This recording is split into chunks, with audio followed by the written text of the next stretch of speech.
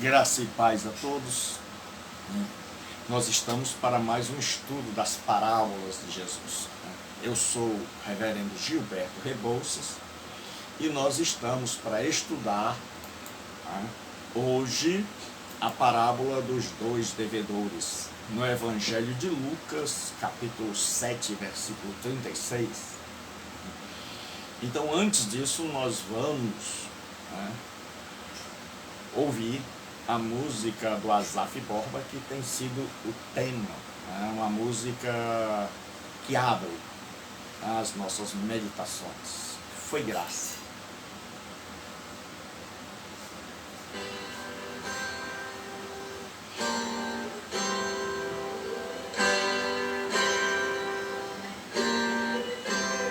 Quando terminar esta vida e lá no céu eu chegar, haverá uma multidão de irmãos esperando para me abraçar e perguntarão a uma voz, voltados para mim, ó, conta-nos como você que não venceu e chegou aqui.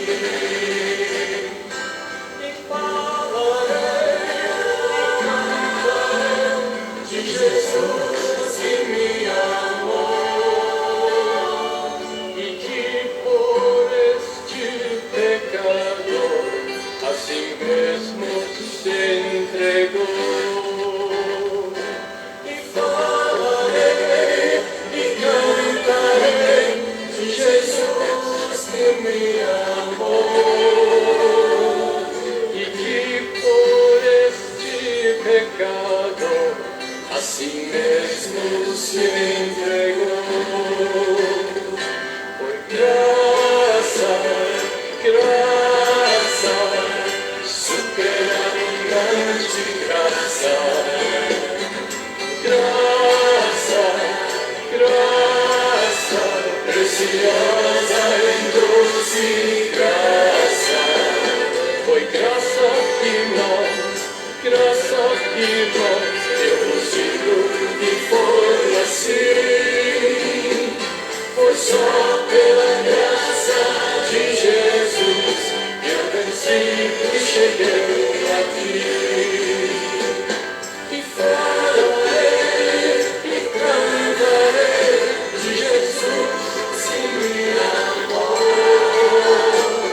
e que por este pecado assim mesmo se entregou. Foi graça, graça, superabundante graça, graça, graça, preciosa e doce graça. Foi graça e nós, eu vos digo que foi assim. Foi só pela graça de Jesus que eu venci e cheguei aqui. Foi só pela graça de Jesus que eu venci e cheguei aqui.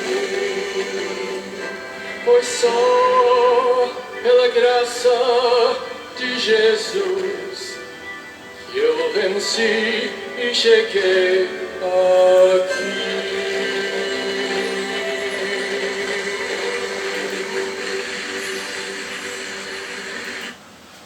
Essa música você pode achar no YouTube. Foi graça, do Asaf com PH, A-S-A-P-H, certo? Borba, do Asaf Borba. Foi graça. Essa música tem uma letra tremenda. Então, boa tarde a todos, graça e paz. Deus abençoe a irmã Rita, Deus abençoe a Aninha, Vocês são bênçãos de Deus. Então vamos lá. Evangelho de Lucas, capítulo 7, e o versículo de número 40, a parábola dos dois devedores. Capítulo 7 do Evangelho de Lucas e o versículo 40. Do 40 ao 42. Então, do 40 ao 42.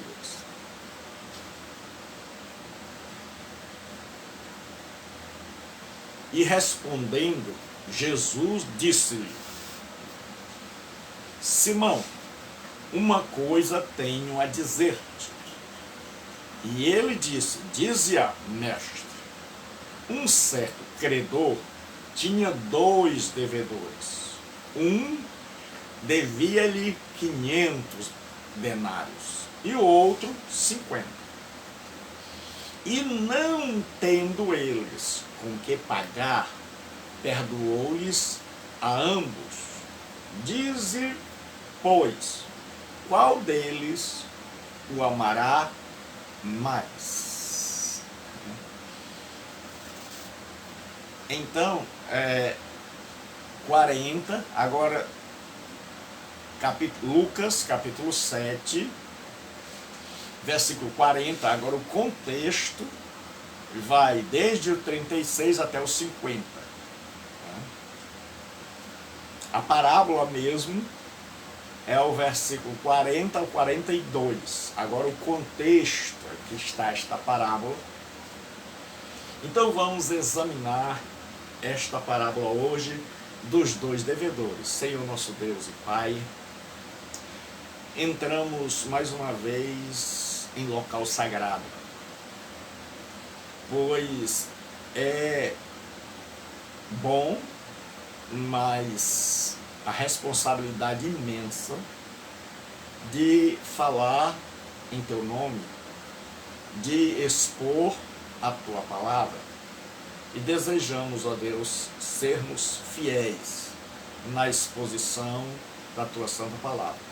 Para isso, reconheço a minha insuficiência e preciso da Tua bondade, da Tua unção e inspiração mediante o Teu Espírito Santo, confiando que o Senhor fará para a Sua glória e para o Seu louvor. Agradeço em nome de Cristo. Amém. Então hoje nós vamos falar da parábola que Jesus propôs sobre 2 devedores. O homem que tinha 2 credores, um que ele devia 500 e outro que ele devia 50, só o dízimo, né? E que esses 2 não tinham como pagar. E como eles não tinham como pagar, perdoou a dívida. Então os 2 agora, tanto que devia 500 como que devia 50, não tinham, disseram, nós não temos como pagar. Então Jesus disse, olha, então o credor, vendo que eles não tinham como pagar, sendo bom, maravilhoso, perdoou a ambos. Aí suscita-se a pergunta: qual dos devedores amará mais o seu Senhor? É uma pergunta que eu e você temos que responder. Então vamos ver agora o contexto.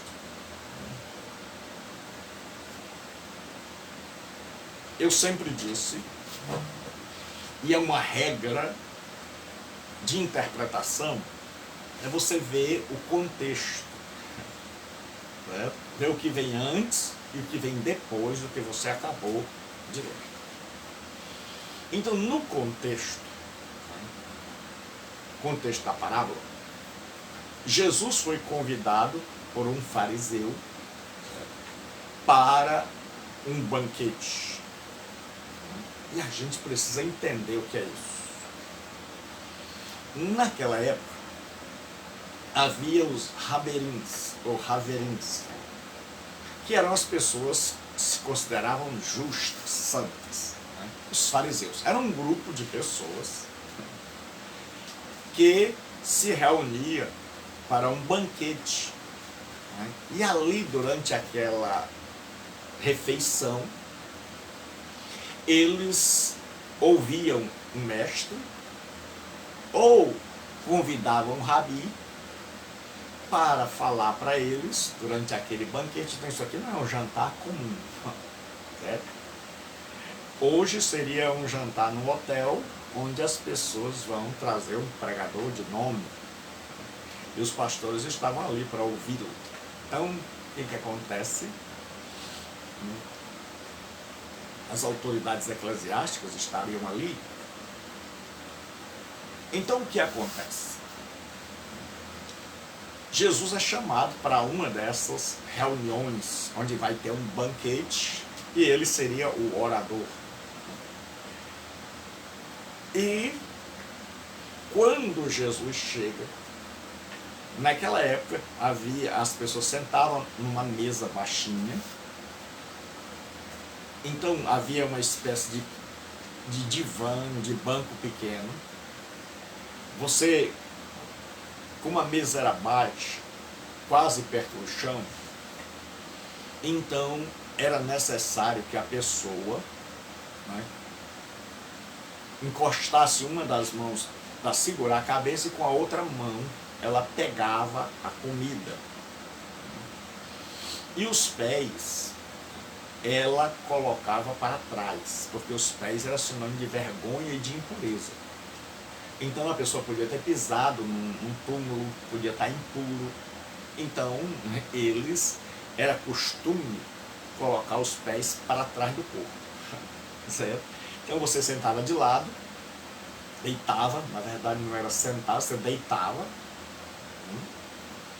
às vezes sobre uma esteira, a mesa era baixinha, você botava a mão na cabeça e os pés para trás. E aí tinham os empregados, as portas eram abertas esperando os convidados e os empregados estavam ali. Então era costume, quando você honrava alguém, você ungia a cabeça dele com óleo, você dá água para ele lavar os pés, isso fazia parte da boa etiqueta, certo? Você dava uma toalha para ele enxugar os pés e os iguais se beijavam na face, era o osso. Então eles se cumprimentavam, beijando um lado e o outro. Os menores, os filhos, beijavam a mão. Então ninguém beijava pé. Então beijava-se as mãos. Então quem era menor beijava-se as mãos. Então o que acontecia? Naquela época, quando acontecia esses debates, essa espécie de palestra, veja que não é de hoje que a turma faz esse negócio de chamar alguém para um hotel, convidar você para um café da manhã. Simão fez essa conferência teológica e chamou o melhor professor, chamou Jesus Cristo. E o que aconteceu? Jesus chega na casa de Simão e sentou-se à mesa. E aí, naquela época, as portas ficavam abertas, os portões dos jardins. Então as pessoas entravam para assistir e ficavam lá longe. E uma certa pecadora da cidade, ela ouviu falar que Jesus estava dando uma palestra no auditório hoje, né? Que era na casa do Simão, o fariseu. Pastor, por que Jesus contrasta tanto pecador e fariseu? Porque pecador, como a gente já sabe, é o pior que tem. Agora, nos dias de Jesus, a melhor religião era dos fariseus. É por isso que Saulo era fariseu. É porque hoje a gente, vendo a hipocrisia de muitos fariseus, a gente não sabe o valor que eles tinham. Então, eles eram considerados pela sociedade como santos, como guardiães da lei. Eles eram muito estimados. Não é por isso que eles faziam um grupo separado. Eles eram os rabelinos. Eles formavam a elite da espiritualidade. Certo? Então, Simão convidou Jesus. E a gente só fica sabendo alguns. Simão, ele queria conhecer esse pregador de quem todo mundo falava. E ele imaginava que Jesus era um profeta. E ele convida Jesus para fazer um teste. Vou levar esse homem para uma palestra, e aí eu vou ouvi-lo pessoalmente. Então, ao invés de eu ir a ele é que vem a mim. O negócio já começa errado. Tudo que começa errado dá errado. Termina errado. Então saiba de uma coisa: tudo que começa errado, a tendência, se não houver um profundo arrependimento, dá errado. Charles Spurgeon diz que o homem e o pecado estão casados, até que o verdadeiro arrependimento anuncie o divórcio. Então o que acontece? Jesus chega, ninguém foi lá para receber o pregador, ninguém foi lá para receber o rabi, ninguém foi lá e deu um beijo do lado. E aquela mulher já estava ali, olhando tudo. Ela deve ter chegado bem cedo, lá atrás dos céus. E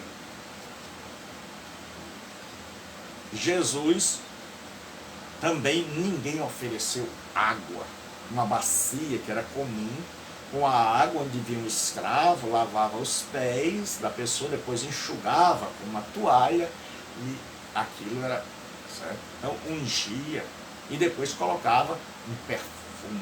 Então era essa a atitude quando você respeitava alguém, quando você tinha uma deferência para com aquela pessoa. Então você colocava perfume, você colocava azeite sobre a sua cabeça para o cabelo ficar muito bonito, e você lavava os pés para que a pessoa se sentisse limpa, pura, honrada. Então a pessoa chegava, estava uma mão na cabeça, com a outra ele comia, e os pés ele botava para trás, de lado assim, de lado, botava os pés para trás. Então Jesus chega, ninguém o recebeu, não tinha uma comitiva, que era comum ter uma comitiva lá fora. Não tinha uma comitiva. O Simão já estava lá sentado na cabeceira da mesa. E aí começa a história. O que acontece? Aquela mulher, percebendo o desprezo que foi dado a Jesus Cristo, percebendo que ninguém deu a ele o que ele merecia, a honra, então ela sai lá de trás da coluna, provavelmente onde ela estava. Ela era uma prostituta, porque é chamada de pecadora, então era alguém conhecida, era alguém que pecava escancaradamente, enquanto que o Simão pecava debaixo da religião, sob o manto da religião. Então, levou um vaso de alabastro, um vaso caro, com um guento. Então, naquela época, as prostitutas, elas tinham um cordão, e nesse cordão, ao redor do pescoço, mesmo no meio dos seios, elas tinham um perfume, para perfumar tanto o corpo quanto o hálito, para chamar a atenção dos homens. Então, este perfume era caríssimo. Então, quando elas falavam, o hálito saía cheiroso. Lembre-se que naquela época não tinha a higiene bucal que nós temos hoje. Então imagine como é que era o hálito. Mas as prostitutas cuidavam. Tinham aqui entre os seios, um cordão que vinha do pescoço, ficava entre os seios, já para chamar a atenção dos homens. Um perfume maravilhoso, que perfumava tanto o hálito quanto o seu corpo inteiro. Então aquela mulher veio e ela, percebendo que não colocaram em Jesus a água, ela sai do meio da multidão, ela sai do anonimato. E aí ela vem, né? E estando por detrás, aos seus pés, veja que ela está lá atrás dos servos que ficavam ali, né, em pé. É como os garçons hoje. Então, imagine agora, é como se fosse uma grande palestra, trouxesse um grande pregador. Então as pessoas já vão buscar o pregador no hotel. No hotel já tem alguém lá, seja bem-vindo, deixa eu carregar suas malas, o senhor fez boa viagem, o avião trepidou muito, não, a viagem tranquila. O senhor vai agora para um hotel de luxo, aqui, na beira-mar, Fortaleza. Mas com Jesus não teve nada disso. Ei, religião, o negócio é sério. Religião, o negócio é sério. Por isso que eu digo, tenha cuidado para não ser fariseu. Então, quando você está numa reunião num hotel desse aí, o pastor que vai ser o preletor, o orador, o conferencista, eles recebem um monte de nomes assim, legais, portentosos, conferencista, orador, preletor. Então ele está no hotel, numa suíte master, um carro para ir buscar e um carro para levar para fazer o traslado. A conta por conta daqueles que o convidaram. Então, passagem de avião de ida e volta. Quando ele chega ali, é o homem, é o cara. Então, o apresentador faz rasgados elogios. Nós temos hoje a honra, a satisfação de ter conosco aqui o doutor PhD, THM, DDD, aí tem um monte de letras que vai palestrar para nós esta noite. E o cara está lá em cima, todo parecendo um pavão. Aí Jesus chega para um negócio desse e ninguém apresenta. Ele foi convidado e quando chega ele é insultado pelo desprezo. E aí aquela mulher percebendo, rapaz, ninguém fez. Que desonra. E aquela mulher já devia ter ouvido a Jesus Cristo, tanto ela quanto o fariseu. E ela ouviu e se arrependeu. Então, ela estava largando aquela vida de pecadora, de prostituta. Mas quando ela vem e vê tamanho desprezo, ela diz, não vai ficar assim não. Eu vou fazer o que o anfitrião, o dono da casa, aquele que convidou Jesus, não fez. Aí como ela já está por trás, ela chora, chorando de arrependimento. Como é que ela fez, e talvez chorando de raiva, por causa do pecado daquele homem, porque o verdadeiro arrependimento faz a gente ter ódio do pecado. E ela chora ali, E as lágrimas, ela está chorando aos pés de Jesus. Ela está agora aos pés de Jesus. O melhor lugar para chorar. O melhor lugar para chorar é aos pés de Jesus. Não adianta chorar por homem, não adianta chorar por mulher que foi embora, não adianta chorar por medo, não adianta chorar por desespero. O lugar certo é chorar aos pés de Jesus. E aí ela chorava de forma copiosa, que as lágrimas começaram a cair sobre os pés de Jesus. Então lembre-se, naquela cultura os pés eram imundos, mas aquela mulher, ela se julga tão imunda,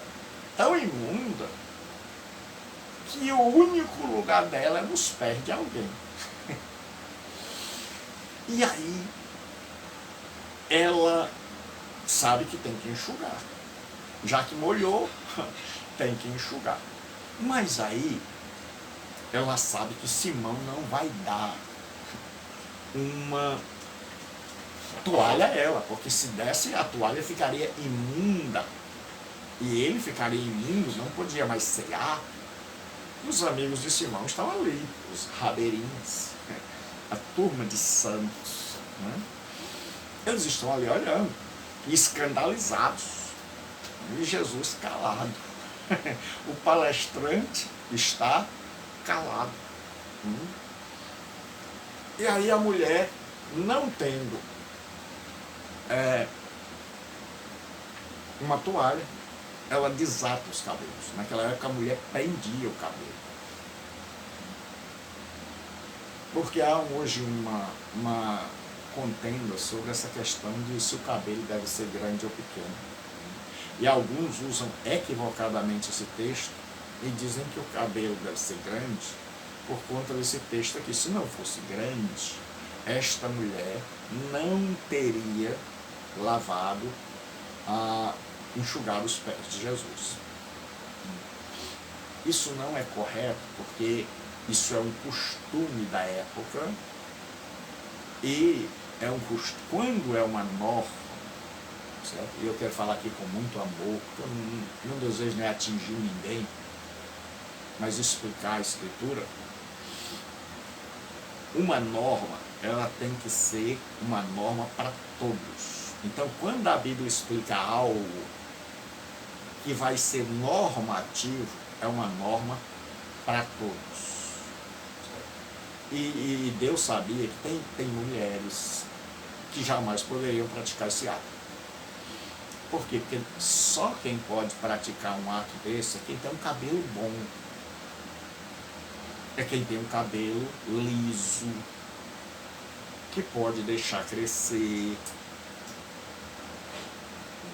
É tanto que algumas mulheres, por terem o cabelo cacheado, elas têm que fazer prancha, aí não pode molhar, porque senão o negócio fica complicado. Tem outras mulheres que têm o cabelo bem enroladinho, que o povo chama de ruim, mas que não é ruim, é diferente. E que esse cabelo bem curtinho, bem pequenininho, bem enroladinho, que só cresce para cima, as incapacitaria de fazer isso. Então, se isso fosse uma doutrina, muita gente não poderia seguir. Muita gente não poderia seguir. Então, isso aqui não é uma doutrina, certo? Bíblica. Então, isso aqui é uma coisa que alguém que tinha o cabelo grande, certo? E bom, que teve a sorte de nascer e ter um cabelo grande, liso, se bem que não existe essa história de cabelo bom e cabelo ruim.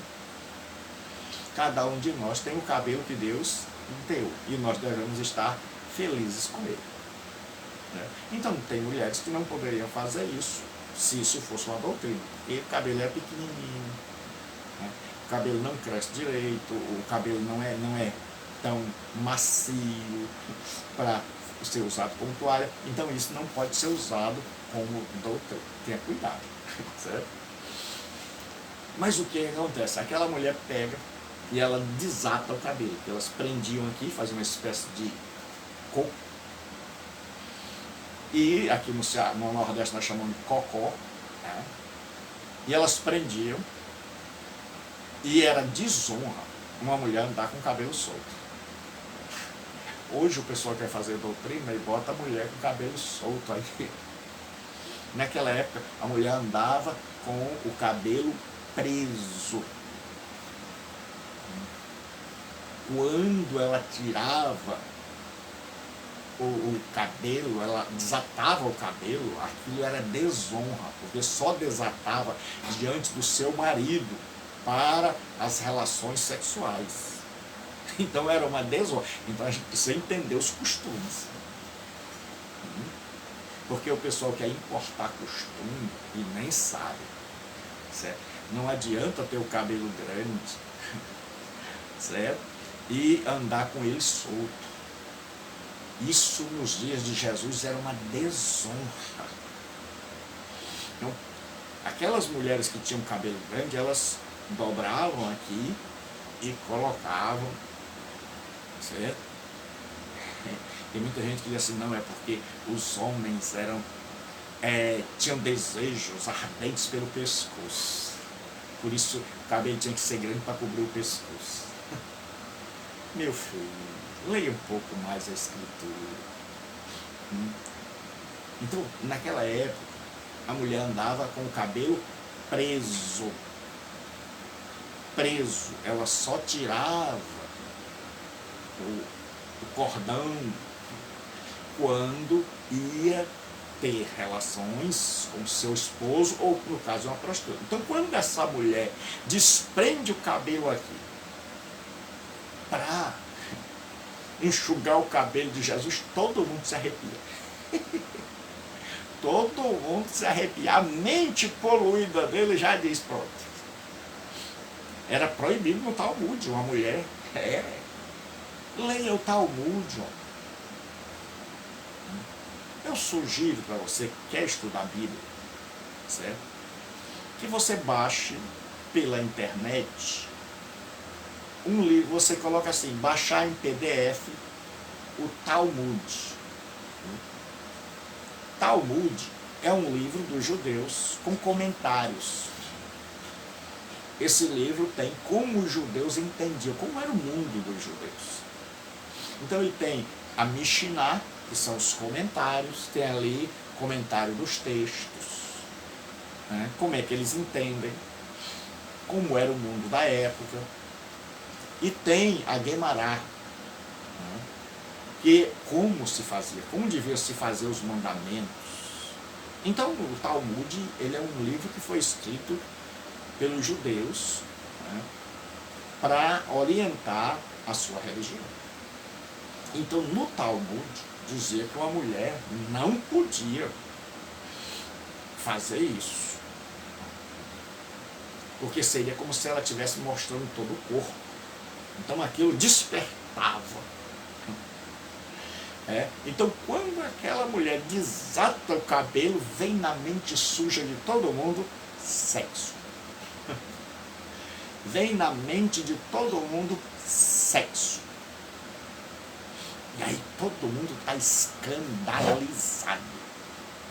Como é que a mulher desata o cabelo na frente de Jesus?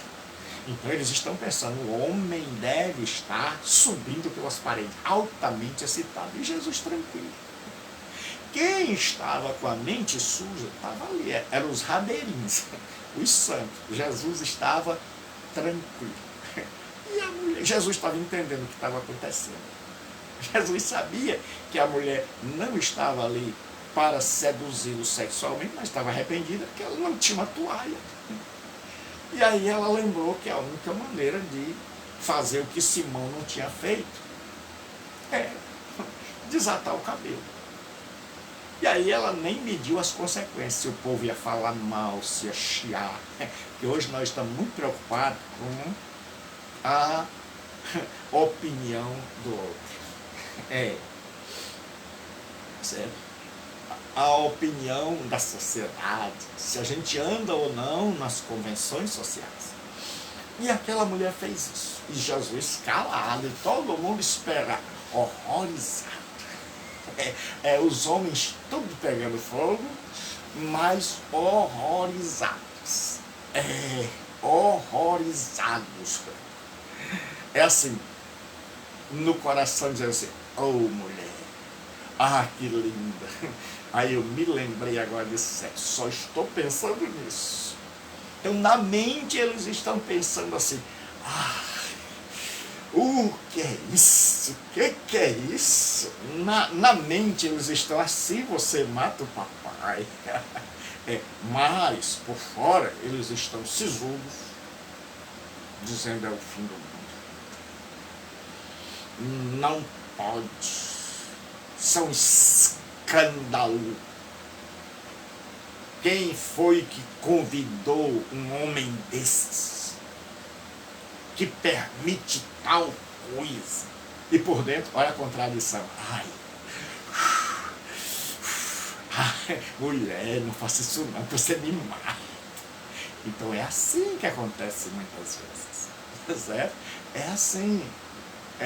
O povo está se queixando com a boca, coisa horrível, é o fim do mundo, e o coração está dizendo outra coisa, maravilha. Então Jesus conhece o meu pensamento e o seu. Não adianta tentar se esconder do Divino Mestre. Ele está sabendo tudo que está acontecendo ali.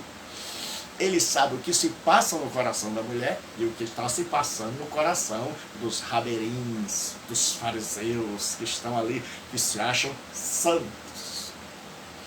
E aí, então, lembre-se, andar com o cabelo naquela época, tirar o coque, era um escândalo.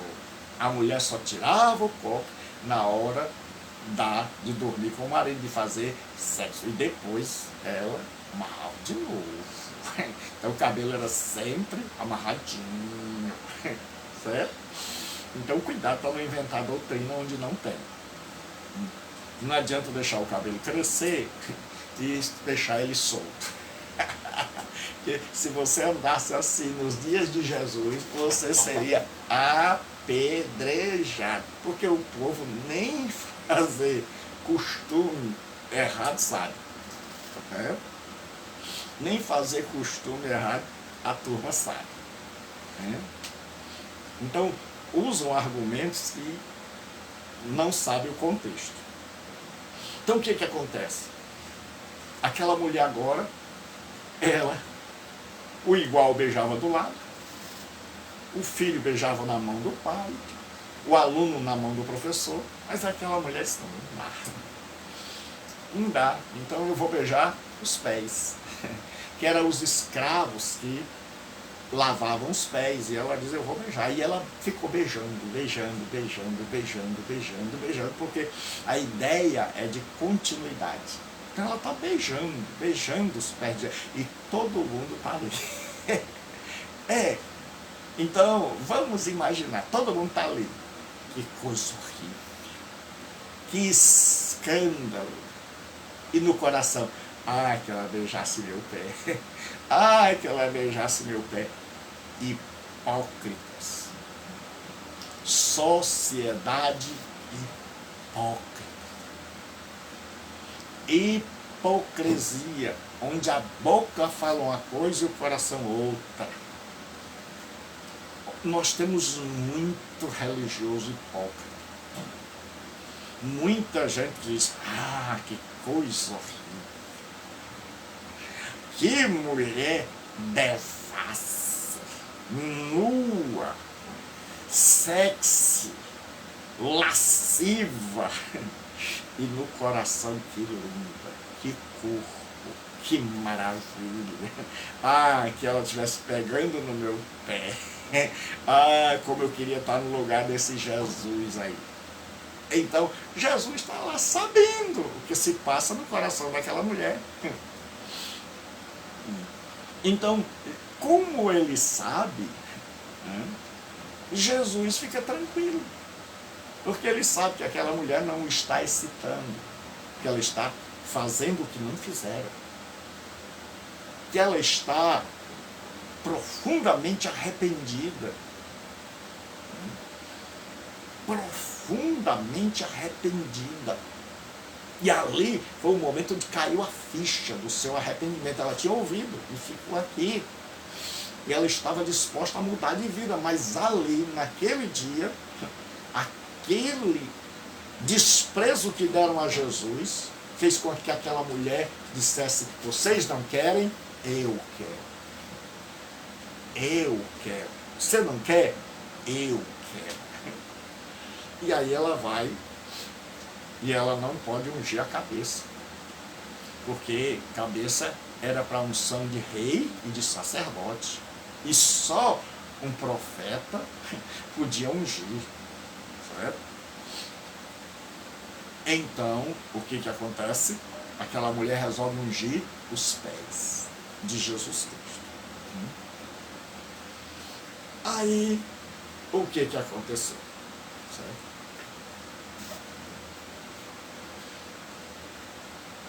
Quando o fariseu viu isso, começou a pensar: esse homem, se fosse profeta, eu me enganei, eu convidei o palestrante errado. Ele disse: se ele fosse profeta, porque o pessoal daquela época tinha a ideia de que profeta era um adivinho, até hoje, que profeta é alguém que profetiza o futuro, profeta é quem prega a palavra de Deus com verdade. Profeta não é adivinho de futuro, adivinho de futuro é feiticeiro. Então, muitas vezes os profetas profetizavam o futuro, mas profetizavam o futuro pela visão de Deus. Então, o que acontece? Ele, se fosse profeta, para ele dizer: eu pensei que ele era pelo menos um profeta, mas nem isso ele é. Saberia quem é essa mulher que tocou os pés, pois é uma pecadora. Então ele já determinou: ela é uma pecadora e Jesus não é profeta. Então ele era juiz. Todos nós, quando a gente é só religioso, a gente só é juiz, a gente só julga, a gente só olha para a vida do outro e a gente vai dizendo quem não é e quem é. Quem não é verdadeiro e quem é pecador. Então ele diz: ó, nem Jesus é profeta, nem essa mulher é peça boa. Então, Jesus, diante de tudo isso, Jesus chega e diz: Simão, agora o homem vai falar. Agora o convidado de honra vai falar, e como sempre ele vai falar por meio das parábolas. E ele diz, quando diz assim, Simão, que é um vocativo no grego, naquela época o costume era que, escute o que eu vou lhe dizer, tem uma coisa para lhe dizer agora. Não agora, Jesus está calado até agora, ou lendo ali os corações, como ele faz comigo e com você. Simão, uma coisa eu tenho que dizer-te. E ele diz, dize a mestre, olha, mestre, dize a mestre, quanta falsidade, tudo fake. Um certo credor, agora a parábola, um certo credor tinha 2 devedores. Aí você já sabe, Simão e a pecadora. Um lhe devia 500 dinheiros. Aí o pessoal já sabia, rapaz, é a pecadora. O outro lhe devia 50. Mas aí é o publicano. É o rabelinho, é esse grupo aí de gente santa. Não tendo eles com o que pagar, Jesus disse, nem o que devia muito, nem o que devia pouco. Jesus nivela os dois. Diz, olha, tem uma coisa em comum. Eles não têm como pagar a dívida. Nem o que deve muito, nem o que deve pouco. Nem o que deve 500, nem o que deve o dízimo, só 50, pode pagar a dívida. A teologia bíblica que Jesus está ensinando, tudo tem teologia, meu filho. Tudo. Tudo tem verdade teológica. E qual é a verdade? É que ninguém, seja religioso ou pecador, pode pagar a sua dívida. É que o homem jamais, never, poderá pagar a sua dívida. E aí Jesus diz, não tendo eles com que pagar, perdoou-lhes a ambos. E aí até aí Simão não está entendendo bem. Porque quando a pessoa está assim, de olho na mulher, e de olho na vida alheia, ele não tem tempo para pensar. Ele perde a capacidade de se ver. Porque psicologicamente, muitas vezes, nós precisamos achar. Por isso que é bom falar da vida alheia. Como é? Todo mundo gosta de falar da vida alheia. Se juntam as pessoas para falarem da vida alheia. Por quê? Porque quando a gente fala da vida alheia, os nossos pecados são encobertos, são esquecidos. Quando a gente fala da vida alheia, a gente está detonando os outros. Então, falar da vida alheia é doce. Porque coloca o outro lá embaixo e psicologicamente assim, eu sou melhor. Então, Simão está tão preocupado com a vida da mulher, com o que os colegas vão achar, e com Jesus, que não está agindo como ele esperava, que ele perde a capacidade de ouvir, de aprender, de entender a armadilha que Jesus colocou para ele. E ele diz, qual deles, pois, o amará mais? Jesus faz a pergunta. Simão responde sem pestanejar. Ele está preocupado com a vida alheia, talvez pensando que mulher bonita. Que eu não fosse um rabeirinho. Tem um monte de gente hoje no meio do evangelho. Que eu não fosse crente.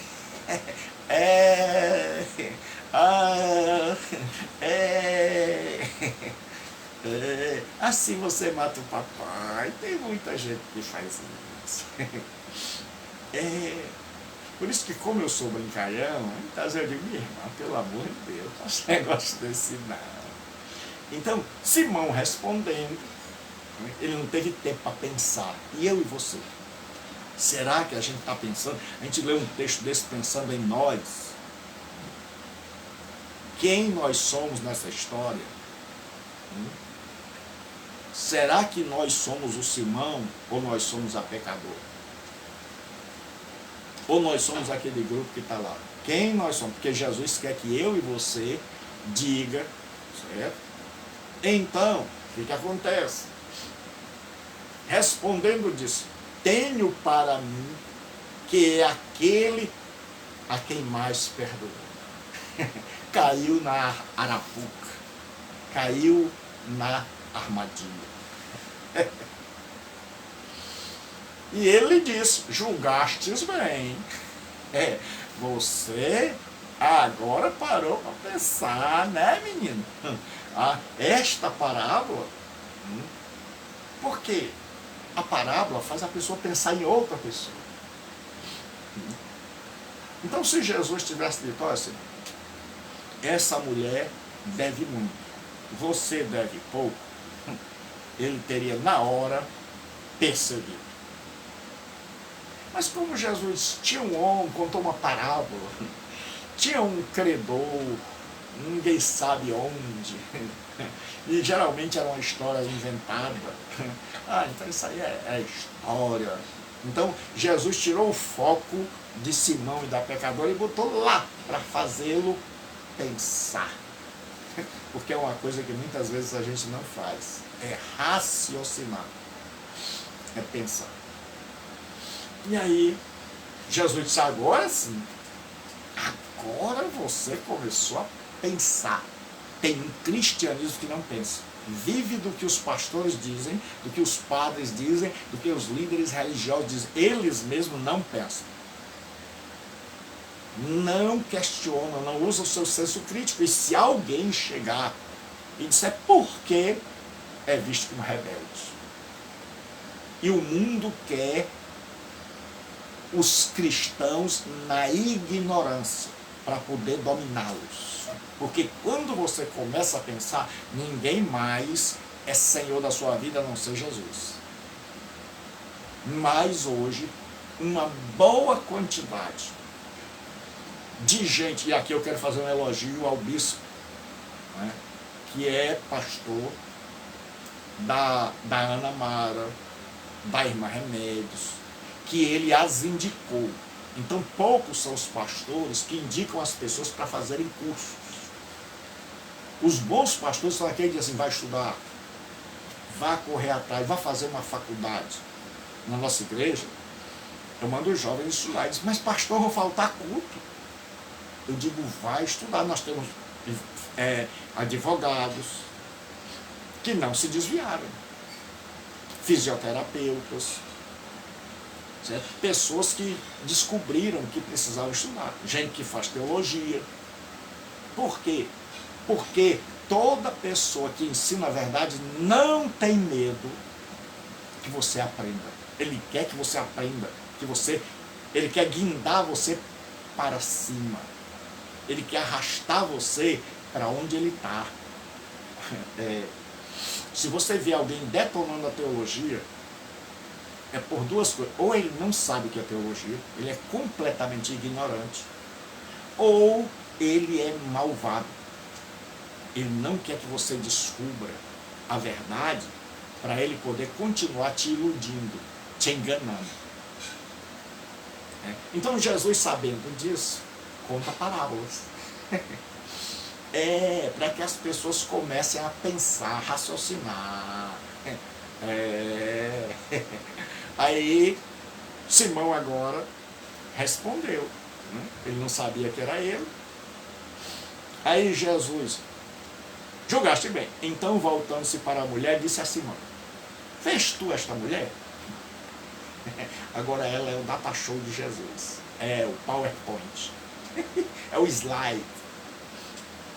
Entrei em tua casa e não me deste água para os pés. Jesus agora começa a fazer a cobrança. Jesus está dizendo, ó, você não fez, você me desprezou.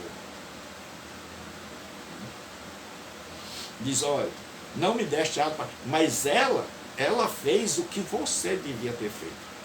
Ela regou-me os pés com lágrimas e enxugou com seus cabelos. Não me deste o ósculo, o beijo, você não me cumprimentou. Mas esta, desde que entrou, não tem cessado de me beijar os pés.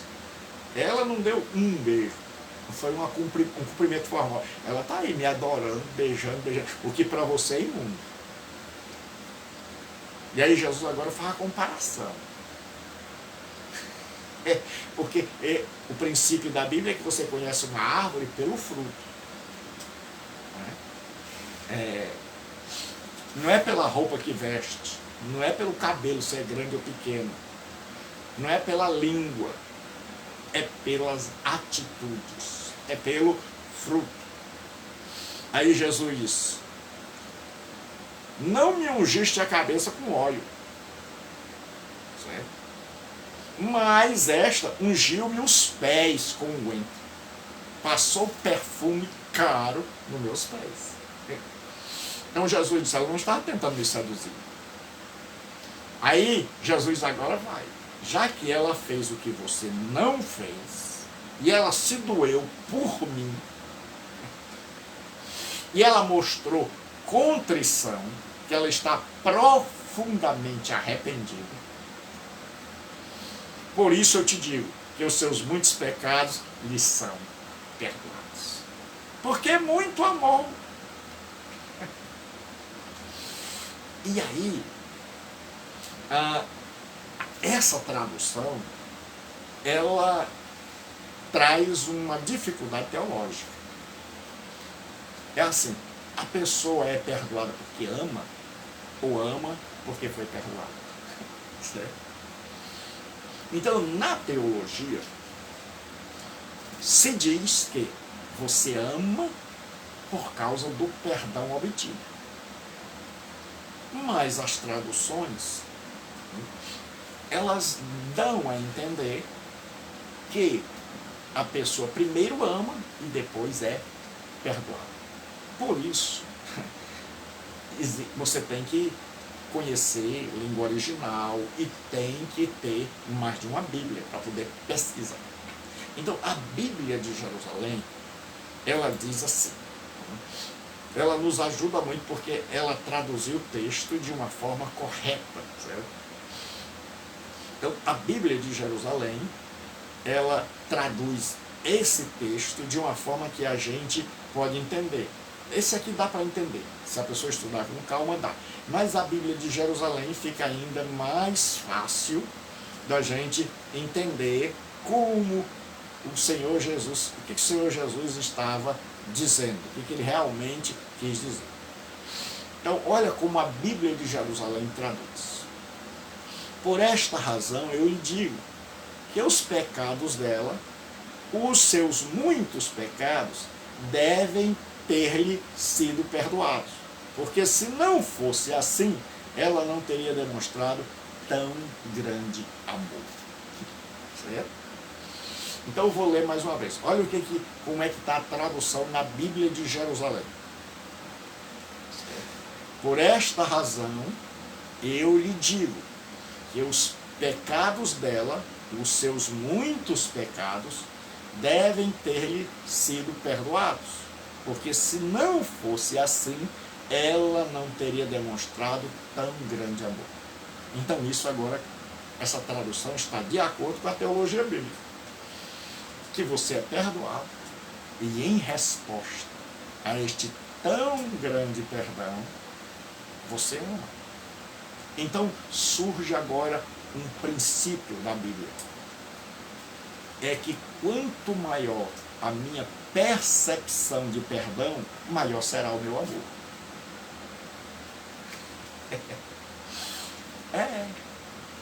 Então, vou repetir, quanto maior for a minha percepção de perdão, maior será o meu amor.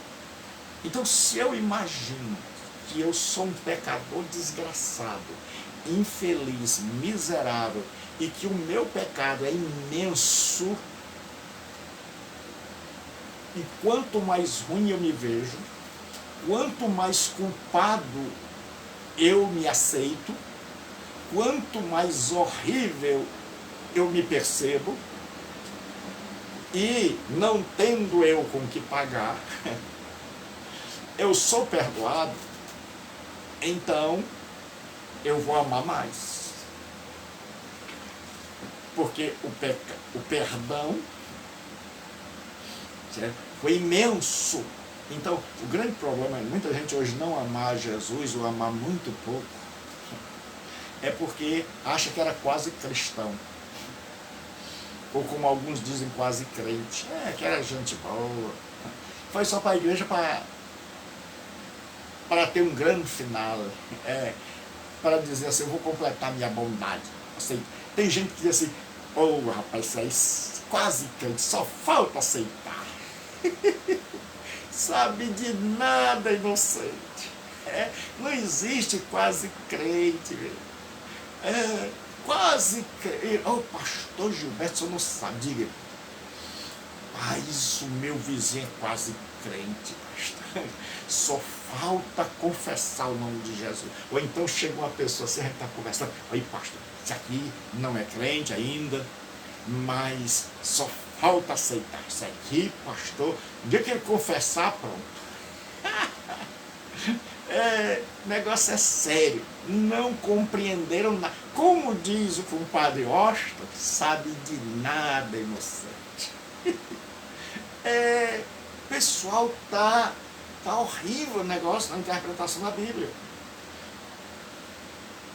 Não é para a pessoa se achar assim, quase. É para a pessoa se achar quase um monstro, quase um pecador desgraçado. Porque quando você não tem essa concepção, meu irmão, de que você é pecador, pecador é desgraçado, que o seu pecado é imenso. Por isso, Paulo diz, onde abundou o pecado, superabundou a graça. Mas antes ele diz assim, veio a lei para que a ofensa avultasse.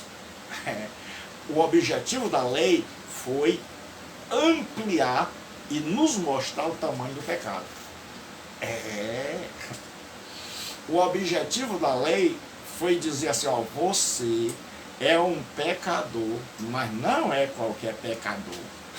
É um super pecador, é um grande pecador, é um desgraçado de um pecador, é um miserável de um pecador. O seu pecado é astronômico, o seu pecado é terrível, você não é bom, você é um miserável. Por mais que você se ache, você já nasceu pecador e você aumenta dia após dia a sua dívida.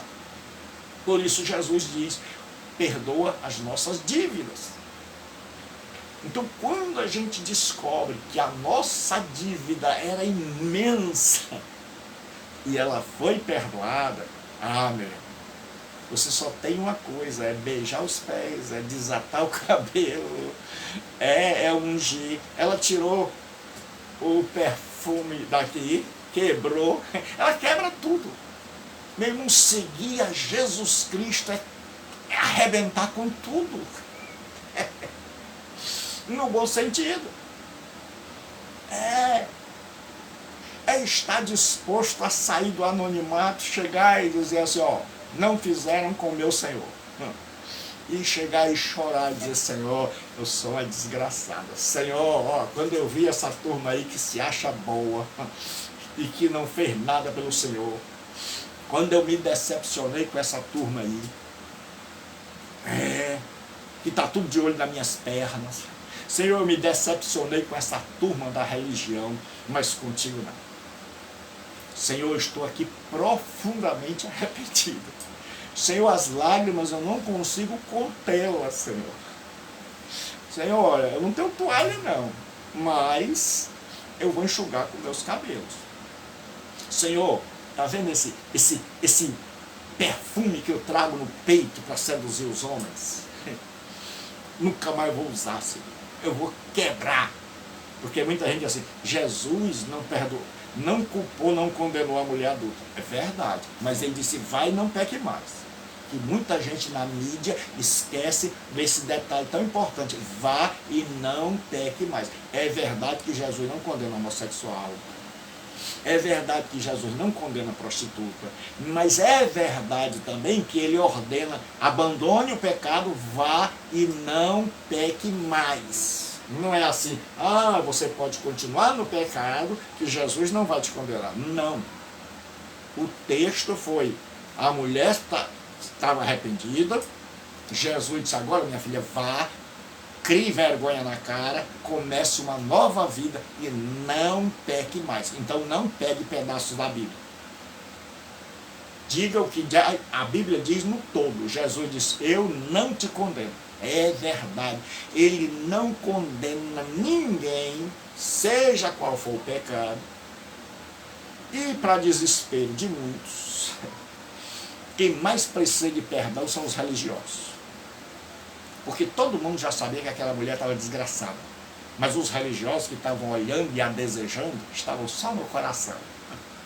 Ninguém via a não ser Jesus Cristo. E Jesus conhece os pecados da gente.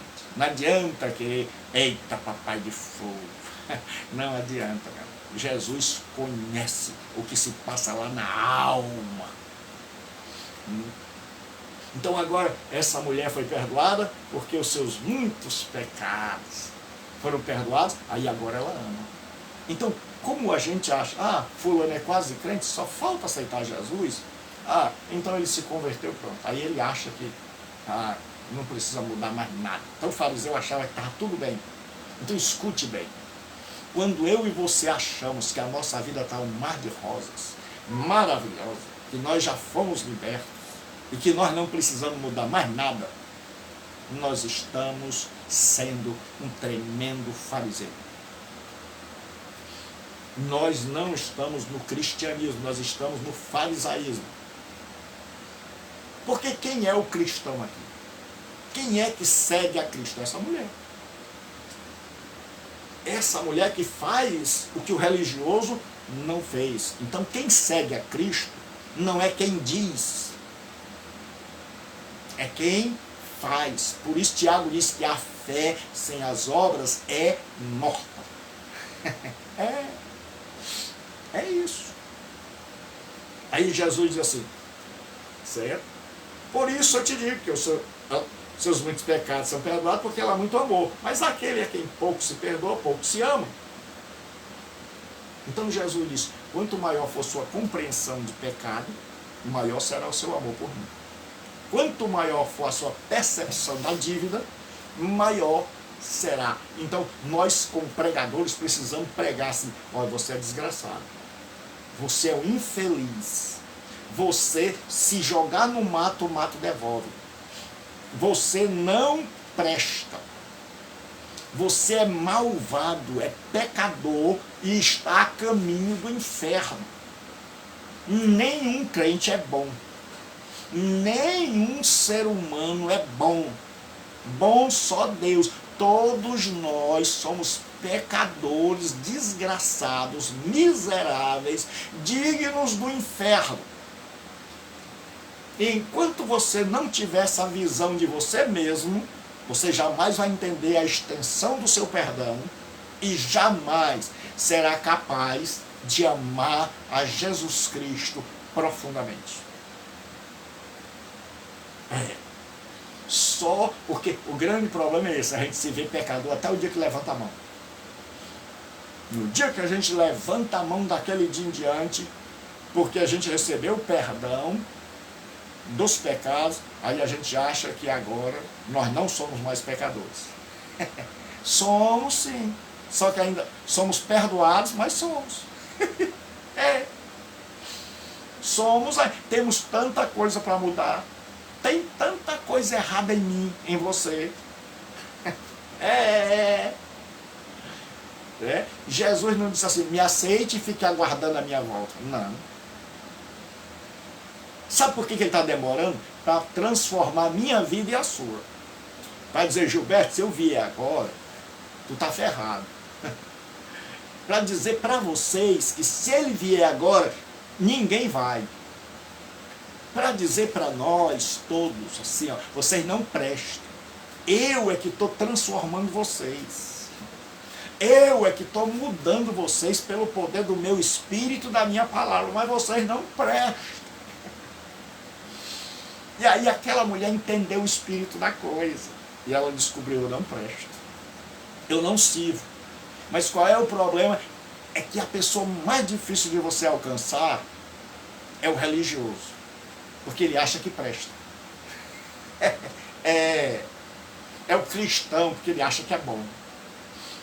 Por isso é que Jesus diz assim, ninguém tendo bebido o vinho velho quer o novo.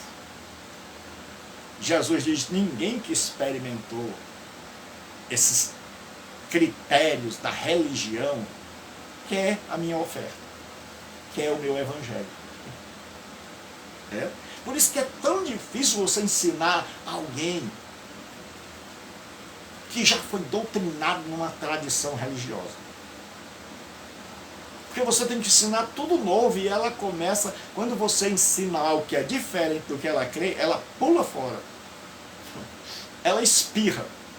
Ela queima ruim, ela faz igual o fariseu. Quando você ensina, ela quer que a gente ensine tudo que ela crê. Aí quando você começa a ensinar que é diferente do que ela crê, ela pula fora. Aí Jesus diz assim, então disse a ela, os teus pecados estão perdoados. E os que estavam à mesa começaram a dizer entre si, quem é este que até perdoa pecado? Então, agora, uns estão escandalizados. Então sempre a parábola vai acabar assim, ela vai ter um desfecho. Então como é que ficaram os fariseus? convidamos o homem errado. Esse aí, a doutrina dele não bate com a nossa. Nós não estamos dispostos, nós não temos tanto pecado, nós somos gente boa. E aí, eles saíram daquela conferência piores. Tem um monte de conferência que deixa a gente pior. Tem um monte de gente que tira foto com crachá em conferência e sai de lá pior. Foi assim que saíram os fariseus, piores. Mas uma mulher que nem entrada tinha, que entrou ali pela porta dos empregados, e disse à mulher: a tua fé, a tua crença em mim te salvou. Então, a fé em Jesus Cristo, no que Ele fez, é que cancela os nossos pecados. Então, hoje, Jesus, quando conta a parábola, Ele quer saber quem nós somos. Com quem eu me identifico? Eu sou o fariseu ou eu sou como aquela mulher? Se eu sou como aquela mulher, então eu vou chorar. Então eu vou ter consciência da enormidade do meu pecado, das minhas ofensas, da indignidade da minha pessoa. E eu vou aceitar o perdão de Deus pela fé. Eu vou crer que Jesus Cristo morreu para me salvar, porque eu não posso pagar minha dívida, porque ela é altíssima. Então, se você crê, Jesus Cristo hoje quer te receber. Quem é você nessa história? Quem sou eu nessa história? Quem somos nós? Onde nós estamos? Com quem nós nos identificamos? Se você se identificou com essa mulher, bendito seja. Se você descobriu hoje que você é uma pecadora, um pecador terrível, e que você precisa urgente de perdão, então Jesus morreu na cruz para te oferecer perdão e salvação. Então, onde você estiver, fala com Ele agora, pede a Ele, diz: Senhor, o Senhor morreu para isso, e eu estou precisando disso. É isso que eu preciso. Eu sou como aquela mulher, ou eu sou pior que ela. Então eu quero dizer para você que eu sou um pecador desgraçado, que eu sou miserável. Eu quero dizer para você que eu não sou bom. Eu quero dizer para você que eu reconheço a minha indignidade, a minha insuficiência e a grandeza do meu Senhor. E que não é porque eu sou pastor que eu deixei de ser pecador. Eu ainda sou um miserável, um desgraçado, um infeliz pecador. Mas pela graça alcancei o perdão para uma dívida que eu não podia pagar. Pela graça eu criei em Jesus Cristo. Deus, mediante o Espírito Santo, abriu os meus olhos para que eu visse na cruz do Calvário, na morte de Jesus, o pagamento da minha maldade passada, presente e futura. Porque na cruz, Jesus pagou os pecados que eu já cometi, os que eu ainda vou cometer e os que eu estou cometendo hoje. Então, Jesus, eu te amo, eu te adoro, eu te glorifico. E eu reconheço aqui que eu sou pecador. E que se eu hoje tenho paz, se eu hoje prego a tua palavra, é porque eu sei o tamanho da dívida que eu tinha. Então eu não faço essas coisas para me salvar, eu faço para te louvar e te agradecer. Então, se você entendeu isso, se você entendeu que você é aquela mulher pecadora, que a sua dívida é impagável, mas que Jesus pagou lá na cruz, converse com Ele agora, receba-o como seu Salvador, arrependa dos seus pecados, faça como ela, tire tudo que Deus não se agrada da sua vida, jogue fora e deixe Ele escrever uma nova história. O Espírito Santo vai habitar em você e vai mudar a sua vida. Deus abençoe. Se você está desviado, reconcilia. Se está frio, renova a fé. Que Deus abençoe a todos. Até amanhã, em nome de Cristo. E hoje à noite nós temos o seminário. Hoje à noite, às 20 horas, nós temos o seminário sobre o Espírito Santo. Hoje à noite você não pode perder. 9203-7604. Matricule-se. Venha estudar conosco. Venha estudar a palavra de Deus. Não perca. Você não sabe o que você está perdendo. 9203-7604. Seminário Teológico à distância. Você não sabe o que você está perdendo. Então, manda uma mensagem do WhatsApp para 9203-7604.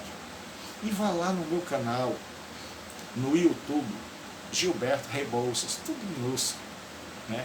E você vai encontrar mais de 400 mensagens, certo? Já estamos chegando a 500, certo? Então, vai lá, vai ser abençoado, se inscreva, deixa lá o teu comentário. Então, de segunda a sexta aqui, ao meio-dia. Então, só não há, ontem eu me atrasei um pouco, muita gente não entrou. Então, lembre-se que eu aqui sou o produtor, sou tudo. Então, quando não vai haver, eu digo, não haverá. Mas se eu não disser, pode acreditar que eu venho. Se Deus nos der a graça. Fique com Deus. Então, segunda a sexta, meio-dia, estudo bíblico. Domingo, às 20h45, pregação. Terça e quinta, segunda do mês e quarta, segunda, seminário teológico à distância. Inscreva-se você também. Faça já a sua matrícula. O que você está esperando, homem de Deus? Você aí de outros países. Nós temos aluno da África, aluno de Bruxelas. Então, venha você também. Você, Delano, lá de Bruxelas, nós estamos esperando.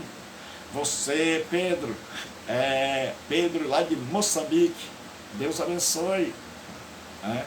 Então, quero dizer para você que está em qualquer lugar dessa federação do Brasil, inscreva-se pelo WhatsApp. Se você está fora, bota 55, que é o código do Brasil. Se você está fora do estado, bota 5585, que é o código de Fortaleza. Aí bota 9203-7604. E você que não é cristão, arrependa-se hoje. Receba o perdão de Jesus e você vai amá-lo profundamente. Deus abençoe. Fique com Deus.